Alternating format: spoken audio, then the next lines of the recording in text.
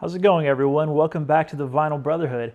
You clicked on this video, so chances are you're a Spoon enthusiast like myself. Well, I'm delighted to tell you that you've come to the right place because today we're going to revisit one of Spoon's many great albums. It's going to be a wonderful time. Can't wait to get into it, so get comfortable and we'll get started here momentarily.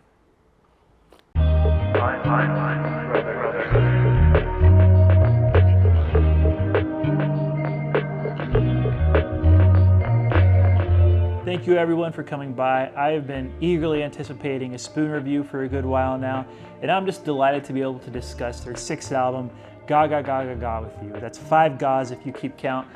I'll go ahead and tell you right now, the short version of this review is that this album is freaking fantastic and everyone should own a copy, but it's been over 15 years since this album was unleashed on the world, and now seems like a good time as any to revisit this indie rock classic. Spoon was and is one of the most consistent bands out there. I'd argue that they have never released a subpar record, and on top of that, they're an incredible live act. I've seen them twice now, and I highly recommend going to their show should the opportunity ever present itself. They're a highly respected band, and every studio album they release tends to be immediately embraced by critics and fans alike, so you know that it's high praise when I claim that Ga Ga Ga Ga Ga is, in my opinion, their masterwork. Let's go ahead and dive right in, but first things first, we need to give this album a quick spin on the record player.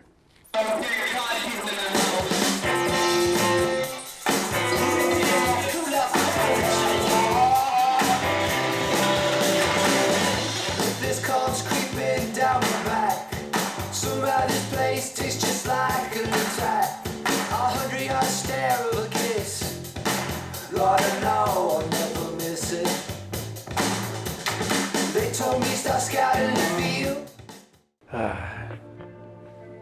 So this is actually kind of stupid, but we meant to film this video a few days ago, and we had it all pretty much ready to go, and then turns out I didn't actually own the album, but I do now, and here it is, and I'm very happy to own it. I had the CD, so I got confused. You know, it gets to a point, you know, when you're building out your collection, it's hard to keep track of everything, but let's take a look at the artwork. Very nice black and white photo. Looks like we have an artist working on like an installation of sorts. And on the back, we have a photo of Spoon right there, surrounded by a lot of very classically attractive women. Let's get started, shall we? Spoon is a band that hails from Austin, Texas. The ever notorious Texan pride is a very real thing, and being Texan myself, I can't help but take a little bit of pride in that. Spoon has had their fair share of lineup changes, but 2 members have served as the constant, tying their whole body of work together. Jim Eno on drums, and lead songwriter, vocalist, and guitarist Britt Daniel.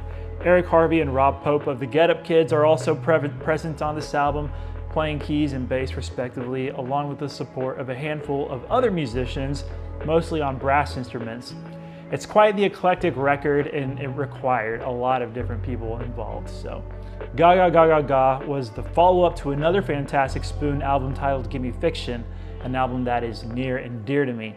Choosing between Ga Ga Ga Ga Ga and Gimme Fiction to review was like the Sophie's Choice of album reviews, but maybe we can check it out sometime in the future. That is Gimme Fiction.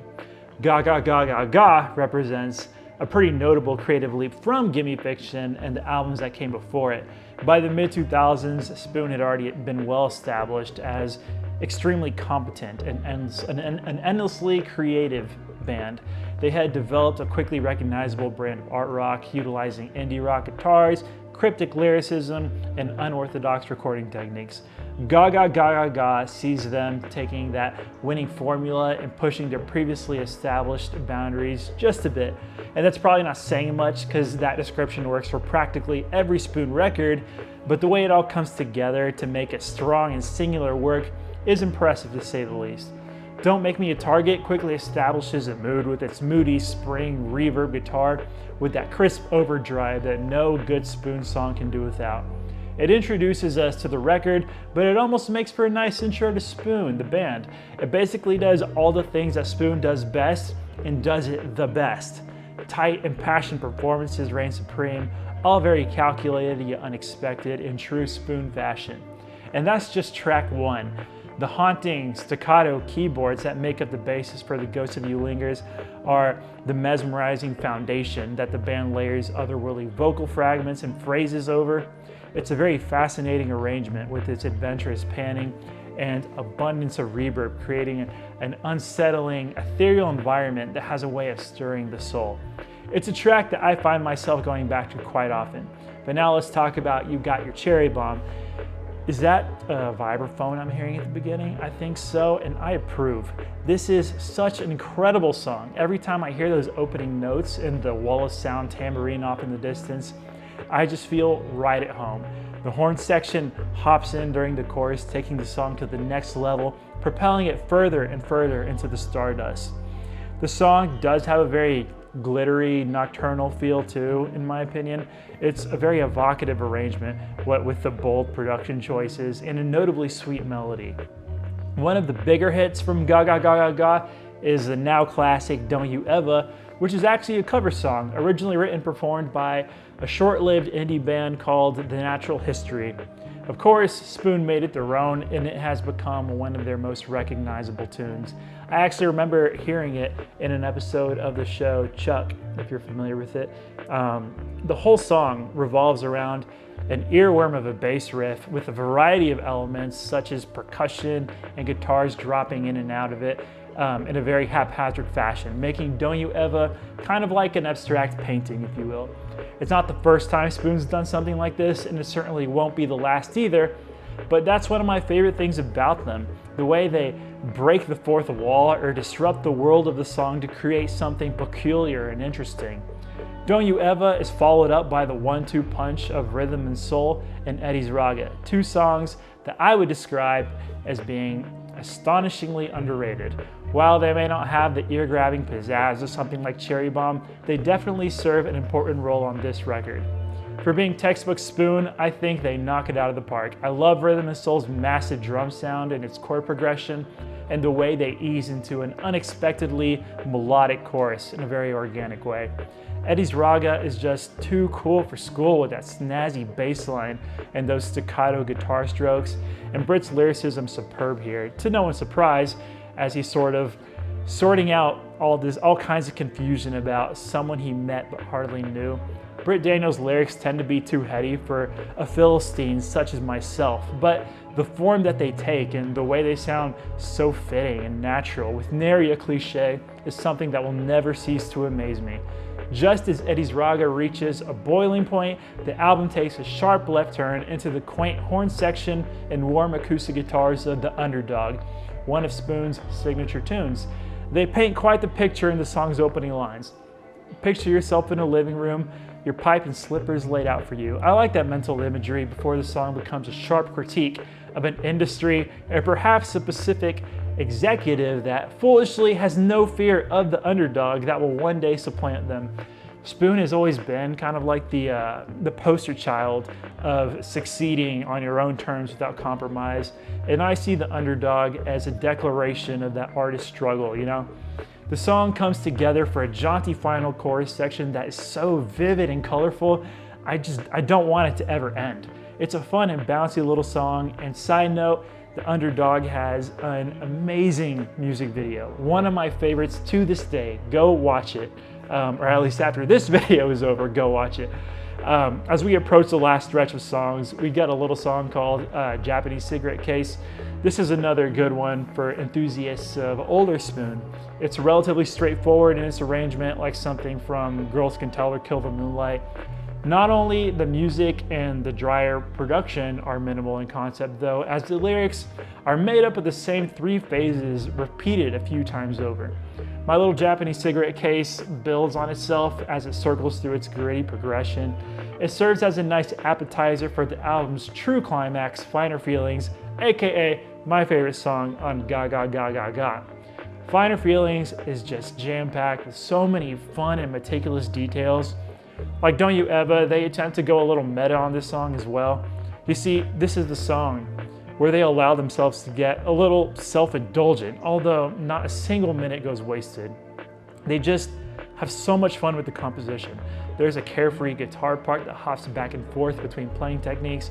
There are harmonies, studio chatter, a dancey bass line, and an otherworldly keyboard tone. They let themselves loose and jam out in the last third following a bizarre intermission. It puts a smile on my face every time. Such a great song. I'm still waiting for it to grow old on me 15 years later.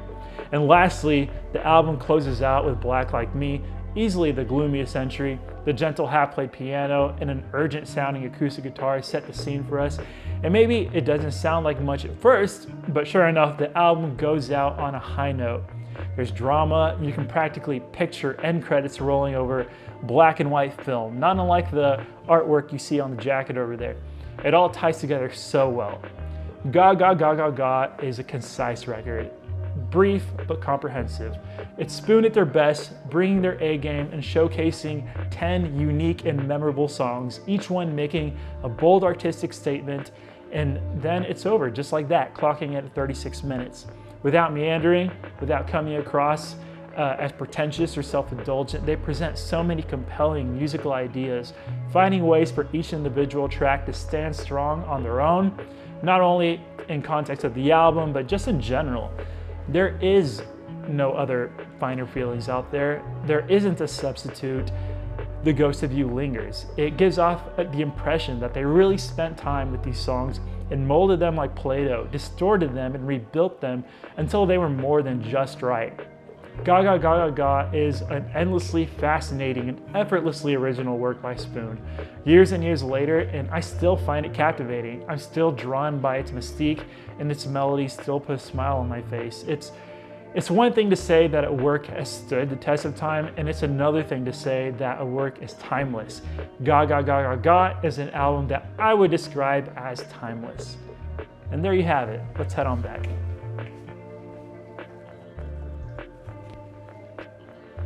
When you have a band like Spoon, where greatness is the norm and there isn't an obvious winner, one tends to favor the era that gave them that first love. Some people swear by Kill the Moonlight. I know They Want My Soul was a pretty big deal. For me, it's mid to late 2000s Spoon, and Ga Ga Ga Ga Ga is the ultimate quintessential Spoon experience, encapsulating everything that makes them so dang good. Surely some songs on this album are more ambitious or more grandiose than others, but somehow all 10 songs rule. They all serve a purpose. It's not going out of its way to be this transcendent, life-changing achievement, but at the end of the day, it's a competent, well-crafted work of art. And anyone can enjoy it. It's catchy, there are plenty of attractive pop melodies in there, without compromising any of the idiosyncrasies either. My parents love this album, and I'd recommend it to anyone and everyone. So the official Vinyl Brotherhood score for Ga Ga Ga Ga Ga by Spoon is a 9 out of 10. I just love it. But now the time has come for me to ask you, the audience, what do you think of this album? Better or worse than Kill the Moonlight? Better or worse than Gimme Fiction? Maybe it's not a contest, I don't know. Either way, I'd love to hear your hot thoughts and juicy opinions. Your comments just make my day, and that about wraps it up. Like, sub, you know what to do. Thank you for watching, whether you're popping in for the first time or whether you've been subbed since day one when we had no idea what we were doing. Hopefully we kind of know what we're doing now, but of course we're grateful for your feedback and for your time. Have a great one, folks. We'll be back with more very, very soon. We'll see you then.